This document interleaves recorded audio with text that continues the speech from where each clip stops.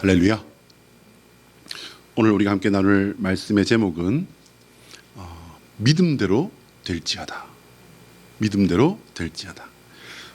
우리 이영경 권사님은 믿음대로 될지어다 하니까 바로 그냥 아멘 탁 해버리시잖아요. 오늘 텐션이 그냥 확 그냥 충만하시다니까요.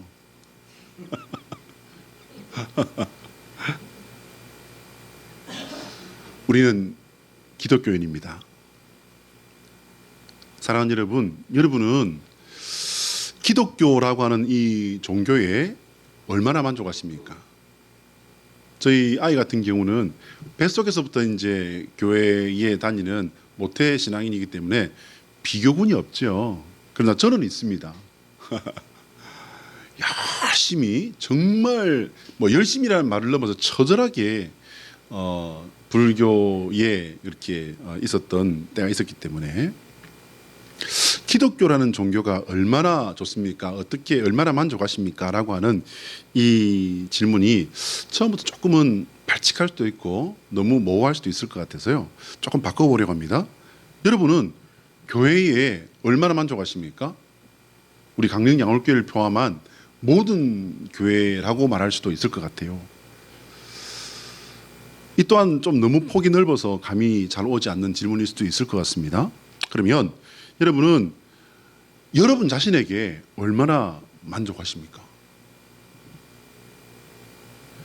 자기 자신에 대해서 만족이라는 잣대를 가지고 바라본다면 우리는 마음이 무거워지기 시작합니다. 왜냐하면 조금만 솔직하게 생각을 해본다면 모든 것이 아쉬움 뿐이기 때문이지요. 그래서 이 질문 또한 뭔가 마음에 들지 않는 부분이 있습니다. 우리가 교회를 만족해서 혹은 나와 맞는 것 같다 싶어서 선택했을지라도, 물론 저는 예쁜 여학생이 있다고 해서 교회에 이렇게 현혹이 되어서 왔습니다만은 영적으로 조금만 철이 들면 내가 온 것이 아니라 하나님께서 우리를 택하여 부르신 것이라는 사실을 알게 됩니다. 그게 지난 수요일에 우리가 함께 공부했던 칼빈의 예정론이었죠. 우리는 누구도 자신의 만족을 하나님께 내어놓을 수 없습니다. 내가 최선을 다해 살아온 것도 결국은 나의 것을 위해 그렇게 산 것이기 때문에 하나님 앞에 나의 열매라고 내어놓을 수 없다라는 말입니다. 우리가 훗날 하나님 앞에 가서 하나님, 제가 정말 최선을 다했습니다, 이렇게 말씀을 드리면 하나님께서는 분명히 그렇게 말씀하십니다. 그래, 사랑하는 딸아, 사랑하는 아들아, 정말 수고 많았어. 그래, 잘했다. 자, 그럼 하나님의 나라와 그의 의를 위해 살라고 내가 주었던 거기에 대한 열매는 뭐냐라고 말씀하실 것입니다.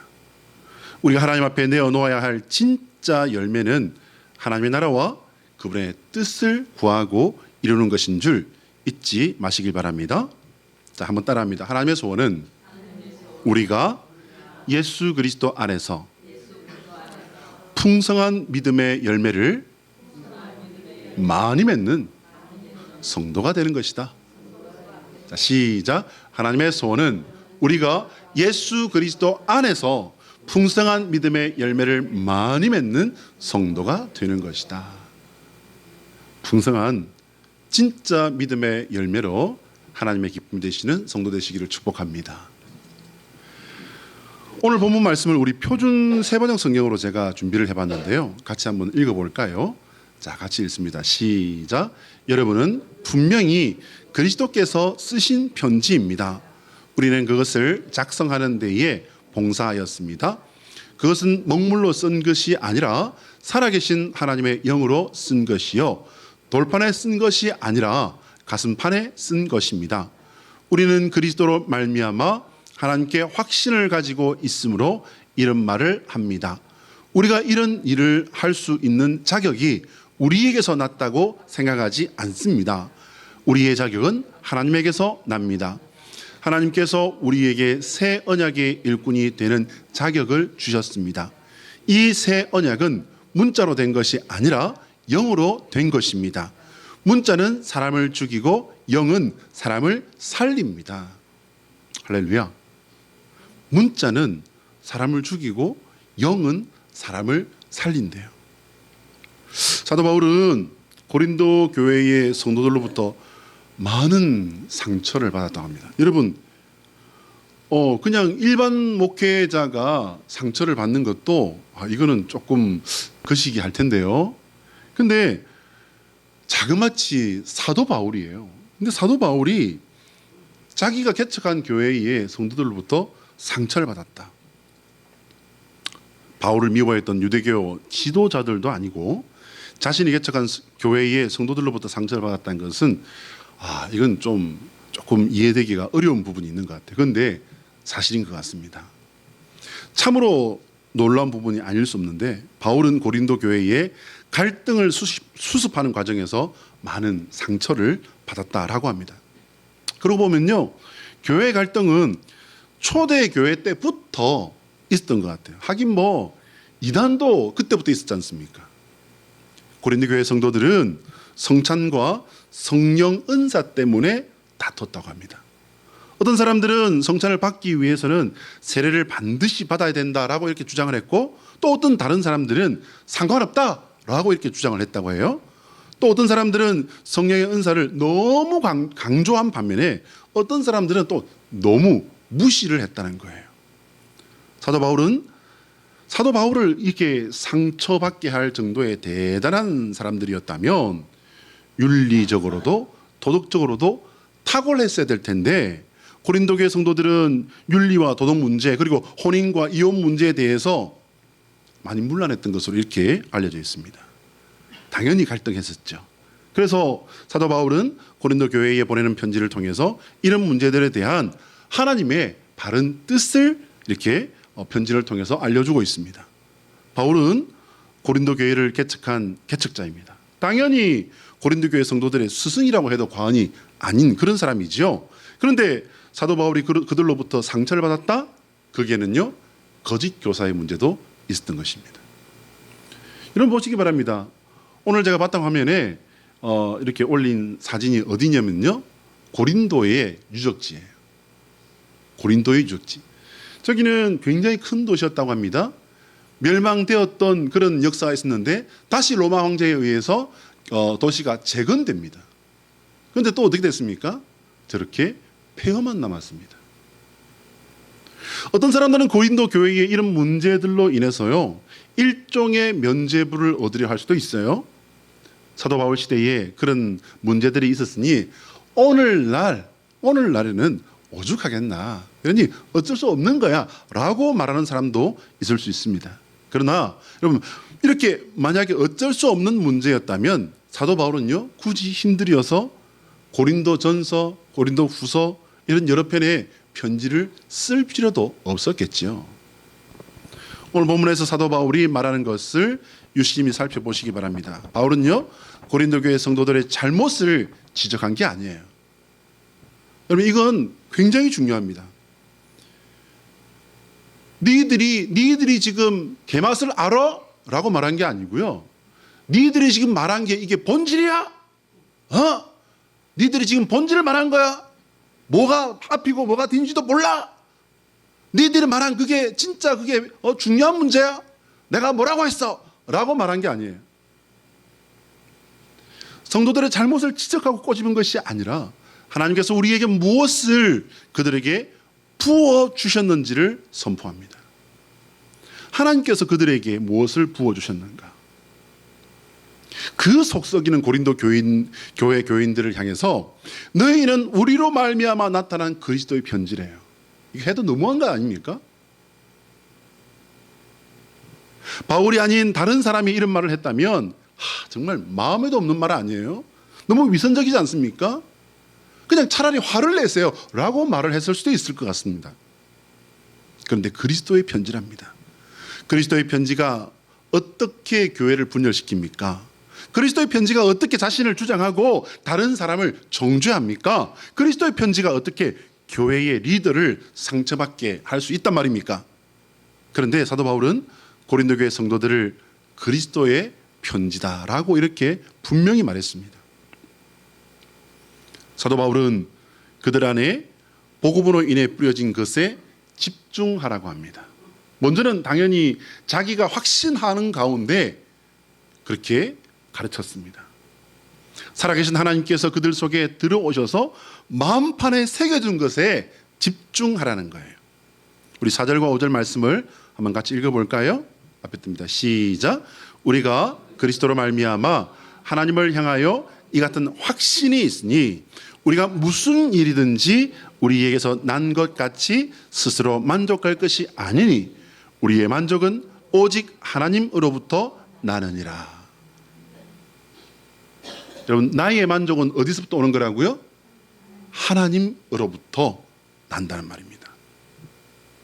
여러분, 그러면 바울이 왜 집중하라고 했을까요? 놀랍게도요, 바울은 여기서부터 신앙인의 만족에 대해서 설명을 시작합니다. 바울은 하나님으로부터 오는 만족을 바라보라고 합니다. 바울은 고린도 교회 성도들의 문제를요, 스스로의 만족을 구하는 것에서부터 시작된 것으로 생각하고 이제 그들을 가르칩니다. 복음으로부터 오는 만족을 발견하지 못하고 그들은 자신의 지식, 자신의 믿음이 드러나는 것을 선택했던 거예요. 그러다 보니 그들의 서로의 옳음과 서로의 주장이 부딪히다 보니까 당연히 뭐가 되죠? 싸울 수밖에요.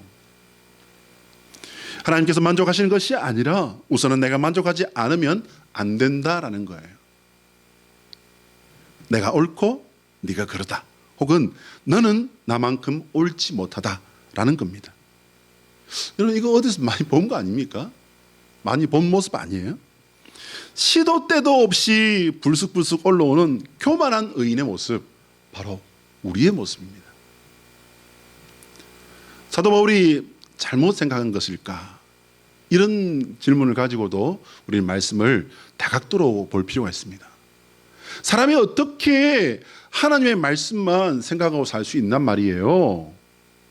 자연인으로 태어나 사는 사람이 어떻게 하나님만 바라보고 매일 매순간 하나님만 생각하고 이렇게 살 수 있단 말입니까? 당연한 말입니다. 그거 되는 게 아닙니다. 그거. 누구든지 자기의 생각이 있고 자신의 생각이 옳다고 믿기 때문에 그렇게 살아가는 겁니다. 틀린 말도 아니지만 맞는 말도 아니에요. 우리 고린도후서 5장 17절의 말씀을 같이 읽습니다. 시작. 그런즉 누구든지 그리스도 안에 있으면 새로운 피조물이라. 이전 것은 지나갔으니 보라 새 것이 되었도다. 새 것으로 사시는 저와 여러분 되시기를 축복합니다. 여러분, 문제는 뭐예요, 여러분? 다 앞에 전제가 하나씩 있어요. 그게 뭡니까? 엔 그리스도예요. 그리스도 안에서. 그리스도 안에서 살아가심으로 말미암아 이 모든 바울의 바람과 하나님의 소원이 이루어지는 성도 되시기를 축복합니다. 신약성경은 오신 예수에 대해서 증언하는 말씀이라고 했습니다. 거기서 이제 다시 신약성경을 끝까지 읽어보면 어떻게 됩니까?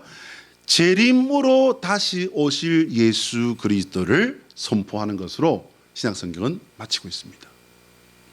그래서 언젠가 설교제가 제가 그런 말씀을 드렸습니다. 예수님께서 오심으로 인해서 이미 종말이 어떻게 됐다고 했습니까? 시작되었다고 봐야 된다라고 제가 말씀드린 적이 있습니다. 여러분, 종말의 때에 성도에게 필요한 것은 뭡니까? 종말의 때에 성도에게 필요한 것은 종말의 신앙입니다. 종말의 신앙은요, 생각보다 너무너무 간단 명료합니다. 오직 예수의 믿음이에요. 오직 예수의 믿음.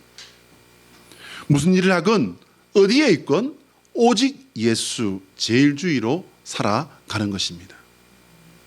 항상 예수님만, 하나님만 생각하는 것이 아니에요, 여러분. 가장 먼저 가장 중심에 예수님이 계시고 하나님 아버지가 계시게 하라라는 말씀입니다. 그리고 결국의 자리 어디입니까? 마지막 자리지 않습니까? 일의 마지막, 그리고 삶의 마지막, 생의 마지막 자리에 하나님과 함께 하시는 성도 되시기를 축복합니다. 그것은 성공의 자리일 수도 있지만요, 사실은 성공보다는 실패의 자리일 때가 사실은 더 많지 않습니까? 과정이 어떻든 끝이 좋으면 다 좋다. 여러분, 이 말 어떻게 생각하십니까? 과정이 좋으면 과정이야 어떻든 끝이 좋으면 다 좋다. 여러분 이 말에 절대 속지 마시기 바랍니다. 세상에서는 그렇게 말을 합니다. 끝이 좋으면 다 좋다. 과정이야 어찌하든 끝이 좋으면 다 좋다. 여러분 이것은 세상의 가치이고요, 하나님의 가치 절대 아닙니다. 이것은 사단의 거짓말입니다. 아무리 신실한 신앙의 사람도요 실수할 수 있어요. 미워할 수 있습니다. 낙심할 수도 있습니다. 비방할 수도 있고요. 심지어는요, 그러면 안 되는데 뭐 욕도 가끔 할 수 있지 않을까요?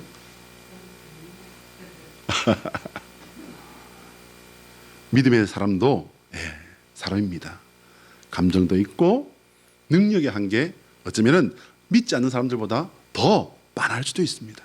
그러나 믿음의 사람은 한 번 더 생각하는 사람이어야 합니다. 그게 믿음의 사람과 아닌 사람의 차이라고 저는 생각합니다. 그것은 바로 결정의 순간에 예수님을 생각하라는 거예요. 결정의 순간에 예수님을 생각하지 못했다면 혹 그 뒤에라도 저는 저희 집 사람에게 저희 집 사람이 참 싫어하는 제 모습이 하나 있어요. 그게 뭐냐면요, 운전만 하면은 왜 이렇게 그냥 가시돋친 말이 많이 나오고 안 이쁜 말이 가끔 나와요. 집사람은 참 제 그런 점을 나무랄 때도 많고 싫어합니다. 근데 여러분 저는 어떻게 할까요? 아니 사람이 살다 보면 그럴 수도 있지, 그걸 가지고 그러나? 라고 하겠습니까? 그래도 저도 신앙인인데요. 그렇게 말해놓고 하면 주여, 주님 또 제 혈기가 그냥 또 이랬네요. 이놈의 조동아리, 이놈의 조동아리. 핸들 잡고서 그렇게 왜 사람을 이렇게 그냥 안 이쁜 말을 하게 하냐? 너도 죄를 짓고 나까지 죄를 졌잖아. 그렇게까지 생각하고도요, 그 뒤에는 어떻게 해요? 아버지 용서하여 주시옵소서. 스스로가 그렇게 부끄러워요. 왜요? 왜입니까? 지나간 그 사람, 저를 위험에 빠뜨리고 혹은 또 놀라게 했던 그 사람은 어떻게 해요? 신경도 안 써요. 지나간 지 오래됐습니다. 그 사람 차는요 보이지도 않아요. 근데 제 마음은 어떻습니까? 거기에 불편하고 제 스스로의 그 모습에 어떻게 한다고요? 회개하고 있는 모습이에요. 하나님, 또 무너졌네요. 저를 불쌍히 봐주십시오. 말하기 전에, 결정하기 전에, 행동하기 전에 한 번 더 생각하는 저와 여러분 되시기를 예수 그리스도 이름으로 축복합니다. 여러분 중요한 일에만 그렇습니까? 당연히 중요한 일에는 예수님 앞에서 고민하고 그리고 밤을 새워서라도 기도해야 되겠죠. 기도하고 하나님께 주시는 그 마음에 결정된 그 무언가를 잡고서 이제 우리가 나가는 거지 않습니까? 그러나 인생에는요 중요한 일만 있는 게 아니죠. 더 많은 사소한 일들이 모여서 삶이 되고 그것은 결국 중요한 일에까지 큰 영향을 주게 되어 있지 않습니까? 여러분 만족을 바라는 것이 죄악이라는 말을 하려는 것이 아닙니다. 더 나은 만족을 할 수 있어야 된다고 하는 그런 말도 아니에요. 내가 만족하고 끝나는 것이 아니라 먼저 하나님께서 만족하시는 일을 찾고 구하고 그리고 행하라는 말씀입니다. 여기에 진짜 만족이 있기 때문이에요. 여러분 고린도 교회의 예터를 보시기 바랍니다. 뭐가 남았습니까? 그 어떤 영광도 그 어떤 명분도 사람의 그 삶은 그냥 찌꺼기만 남을 뿐이에요. 문제는 뭐냐면 우리가 하나님 앞에서 무엇을 남겼느냐가 제일 중요한 것 아닐까요? 우리 주 예수 그리스도께서 자신의 만족과 하나님의 만족 사이에서 고민하고 그리고 기도하셨던 것을 기억하십시오.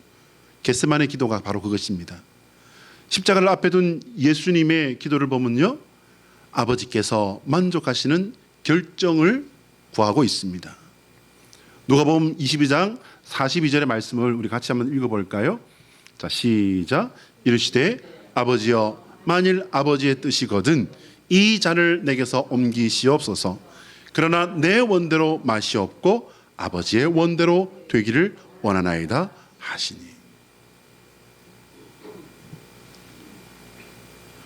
성도의 믿음이라는 것은요, 예수 그리스도를 따라가는 것입니다. 창의적으로 뭔가 하는 것도요 될 수 있겠지만 가장 기본적으로는 예수님을 따라가는 거예요. 따라간다는 것은 조금 격식 있는 그런 표현이 있을 것 같습니다. 조금 더 직설적으로 표현한다면요, 예수 따라쟁이로 살라라는 말씀입니다. 기독교 신앙은 예수님이 그리스도이심을 믿고 그분을 흉내내며 사는 거예요. 자, 한번 따라합니다. 예수 그리스도의 십자가는 영원히 내가 따라가야 할 믿음의 등대이다. 시작. 예수 그리스도의 십자가는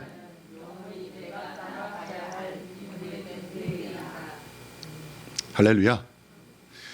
먼바다에 나가서 이렇게 항해를 하다 보면요, 정말 신기해요. 저는 기관사이기 때문에 항해사들이 그런 점에서는 굉장히 전 신기했습니다. 저는 앞만 봐도 어디가 어딘지 모르겠어요. 그냥 이렇게 해안선을 따라가면서 불빛만 쭉 있을 뿐이지 어디가 어딘지 모르겠어. 그런데 항해사들은요, 지금 여기가 어디고 지금 저기에 등대가 있다, 저기에는 무슨 표시하는 그 부표가 있다, 이걸 다 이야기를 하는 거예요. 신기해요. 너 어떻게 보냐? 이제 제 한 해 밑에 후배가 항해사였기 때문에 제가 이제 사망사에게 물어봤어요. 야, 너 어떻게 보냐? 그러니까 배웠죠. 배웠으니까 보이죠. 라고 하는 겁니다. 사랑하는 여러분, 우리는 기록된 말씀과 이 기록된 말씀을 토대로 해서 선포되어지는 말씀을 듣고 그리고 배우는 사람들입니다. 배웠습니다. 그렇다면 이제는 내 만족의 그 기준점을 옮기셔야 됩니다. 어디로요? 나에게서 하나님에게로 옮기시기를 축복합니다. 이제 곧 사순절이 시작되고 우리 교회의 전통인 성경 통독이 이제 시작될 겁니다. 저도 약 30도까지는 샜던 것 같은데 지금은 몇 도겠는지 정확하게 잘 모르겠어요. 그게 뭐 그리 중요하겠습니까? 근데 몇 번을 읽어도 저는 성경을 읽으면서 읽을 때마다 다른 또 은혜가 있고 도전을 받고 또 이게 이 말씀이었나라고 또 새롭게 깨달아지는 그런 부분들이 있지 않습니까? 그런데 변하지 않는 정말 제가 무서워하는 그 예수님의 말씀 하나가 있습니다. 그게 뭐냐면요, 내 믿음대로 될지어다. 하나님께서 우리에게 오셔서 우리의 마음판에 새기시고 우리의 모든 그 존재적인 뿌리 자체를 바꿔주셨는데 내 믿음이 능력이 나타나지 않고 그리고 경건의 그 표가 하나님 앞에 드러나지 않는다면, 믿음의 능력으로 말미암은 그 아름다운 열매들이 채워지는 건커녕 거기에 표시도 없다면, 성경을 읽어보시면요, 내 믿음대로 될지어다 이 말씀이 어디에 나와 있냐면 마태복음 8장 13절에 백부장의 종을 고쳐주시면서 이제 이렇게 말씀하셨어요.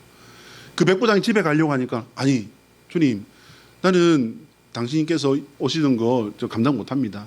제게도 아랫사람들이 있는데 주님께서 말씀하시면은 이루실 줄 믿습니다. 그러니까 예수님이 어떻게 하십니까? 깜짝 놀라시잖아요.